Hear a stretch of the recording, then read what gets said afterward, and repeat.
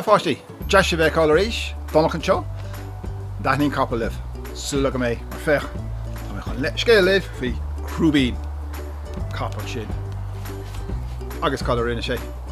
Come on, tarlum.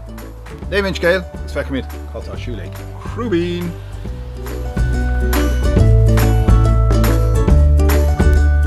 Crúibín, na léamh Prút gus Bernie Prendergast, gus bei clóvío a dailsigh.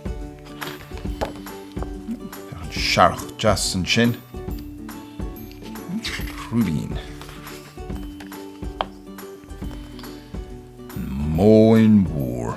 Fech an sneachta go léir, gus an sneachta na tithe. Brenn sé an úr nach mraín. Bhí capal brach ann úr. Stagín ab anam dó.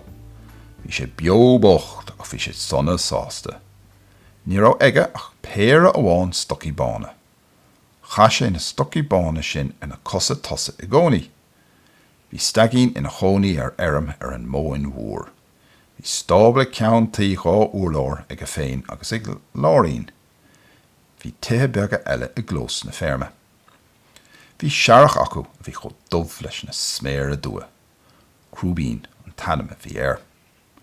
Bhí an searrach sé bhí díis.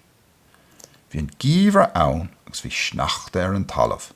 Dhéan an stábla agus na crín orde fud na ferme. Híl Crúibín go raibh dían nua, dían ceann sneachta na tithe ferme go léir.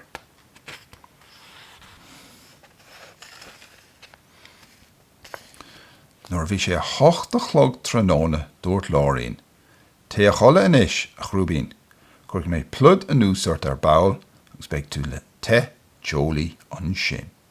Lí síos go deas socar agus sin amach do chosa mar a dhéanam féin. Tá go maith as a Crúibín, ach le fearne ní ra Crúibín ag éisteacht. In áid dul a chola, is amhlaigh a ris amach an doras chun bheith ag súgras a sneachta gan is dá bháthair. Hahan an sneachta leis. Ní acha sé a lehead riamh hana. Ritríd an sneachta, an sneachta chahabh, súg sige.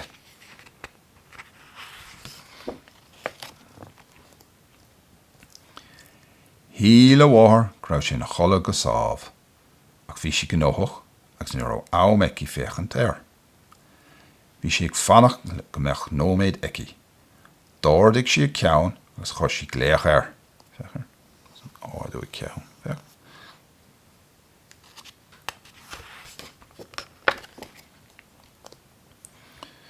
Bhí an ihe ciún leas mo. Chúl an caplín a bháthair agus é mos a sneachta. Déach sé stach an inneog. Bhí a drim leis an doras ag láirín. Ní láirín agus bheith breanú isteach. Ciún. Mas nach mé is eici bhfuil sé mo ag spraoi go fóil. Rinne Crúibín setrach amhlas dá meach sé hústaire. Tá go maith a bhámaí a dúirt sé.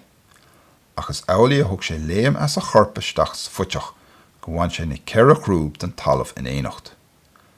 Riachnig an caplín a bholog sa locháin salach. Bhí sé dubh, so fechttar sé tris. Titim isteach an sin sa fuiteach, níostach sé. An a halach, Dairigh sé. As go brach leis timpeall na pórca go dtí go raibh sé clúdathe le calóga bogabána sneachta. Stad sé. Chas sé timpeall. Tháinig sé ar sodar chun an tí.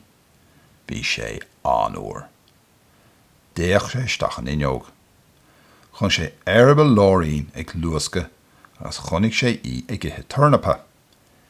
Déalaigh sé isteach an doras agus in áirde staire leis. Tá sé gur sleann ó isteach, Mas nach bheic fí Nuair a chonig láirín an caplín bán, híl si go raibh taibh se feice eici.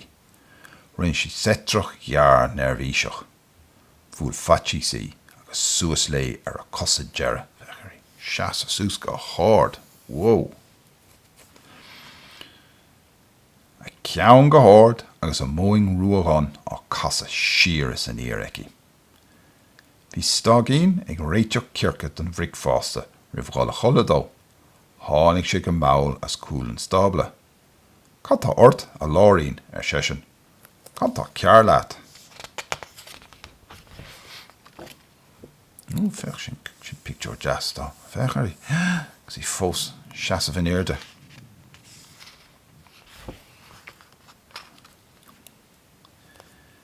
Níor an láirín in anna béla áscailt leis an agla a bhí orthaí.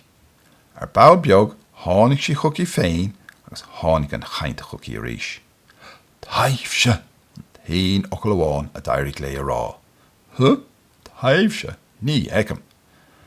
Déach sé hart sa stabla agus gá chlúas ag éisteacht. Leis sin chuaigh sí an labba a gíasca hús daire.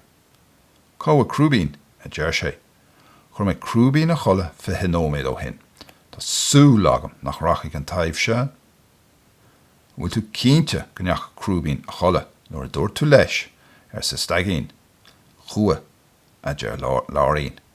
Ach gabhaisteach agus féach tú féin. Féach an bheart acu caint lena chéile. Sa stabla. Sin staire áit bhfuil. Crúibín treis dul sús,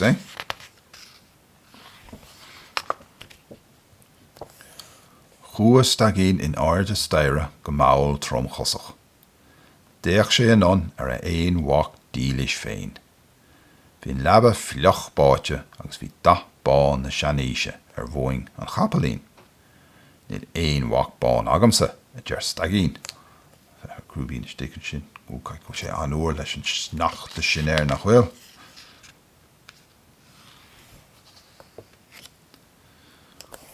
Rup rap sé an ús an staire a ríis.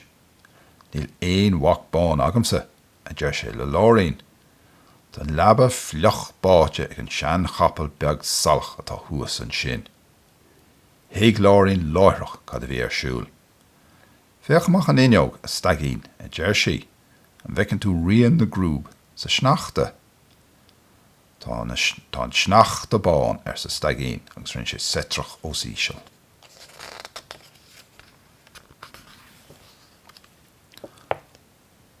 Tá glé ar Crúibín ar sa láirín agus aber leis teacht an seo.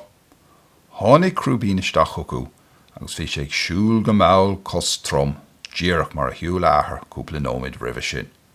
Ach bhí Crúibín beagán beag níos muile fós.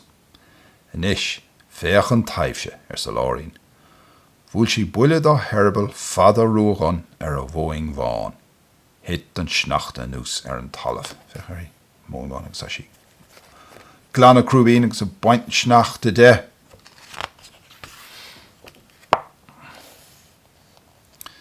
Bhí Crúibín ina hasamh os chóir na berta acu agus é níos dua ná lá rugagé.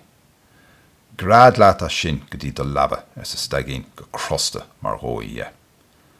Dumpig Crúibín hart.